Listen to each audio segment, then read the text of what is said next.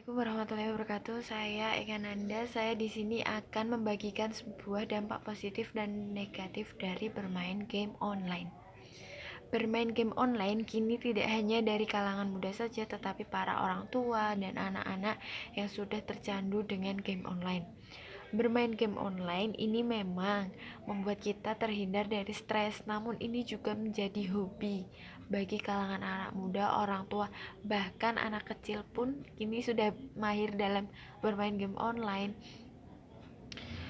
Bermain game online memiliki dampak positif dan negatif yang dapat dialami oleh pemainnya. Untuk menghindari itu, seharusnya para pemain game online ini bisa bermain dengan taraf yang normal-normal saja atau biasa-biasa saja. Lalu, apa sajakah dampak positif dan negatif dari bermain game online? Berikut ini penjelasannya. Saya akan menjelaskan dari dampak positifnya terlebih dahulu. Yang pertama adalah menambah teman. Seperti yang kita tahu bahwa bermain game online kini juga dapat menambah banyak teman karena mereka merasa memiliki hobi atau kesamaan bermain game online ini. Yang kedua adalah membuat pola pikir kita semakin cepat. Manfaat ini akan kita dapat atau kita peroleh jika kita sering bermain game strategi. Contohnya Mobile Legends atau Clash of Clans lah, COC itulah, yang akan mengasah otak kita untuk berpikir secara cepat. Yang ketiga adalah kemampuan kita dalam berbahasa asing. Kebanyakan game yang diminati masyarakat Indonesia itu berasal dari luar negeri dengan mayoritas bahasa Inggris, jadi secara tidak sadar kita dapat memahaminya dengan bahasa Inggris. Yang keempat adalah mengurangi stres. Memang bermain game online ini kini juga mengurangi stres, namun itu tidak baik bagi kesehatan kita.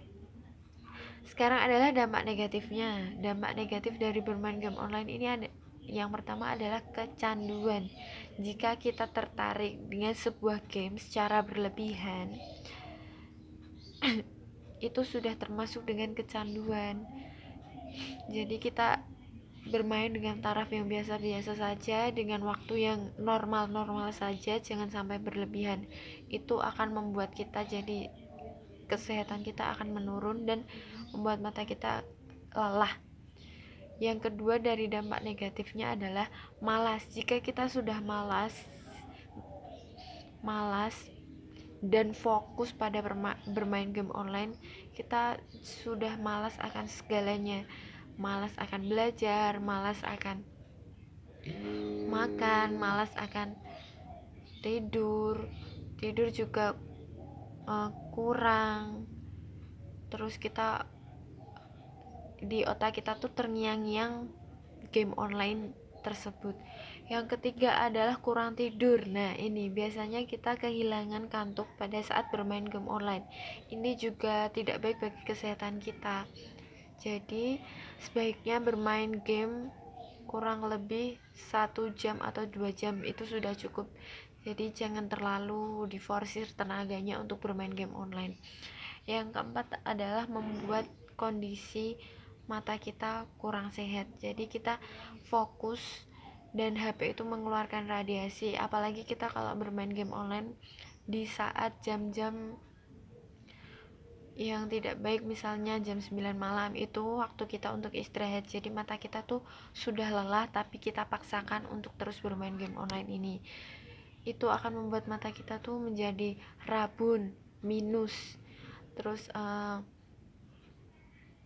bisa juga menjadi mata kita tuh minus, tapi tuh yang gimana ya, yang pokoknya lelah banget, kurang kantuk. Terus di bawah-bawah mata sini juga ada kantung-kantung matanya, dan lah itu adalah gejala utamanya mata kita kelelahan. Jadi stop bermain game online, minimal 1 jam sampai 2 jam lah bermain game online ini. Jangan sampai berjam-jam lebih bermain game online.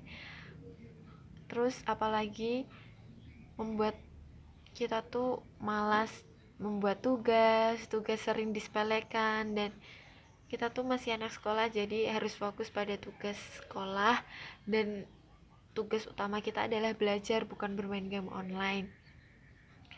Yang kelima juga uh, membuat kantong kering, jadi kita tuh terus mengeluarkan kuota gitu, jadi harus membeli kuota.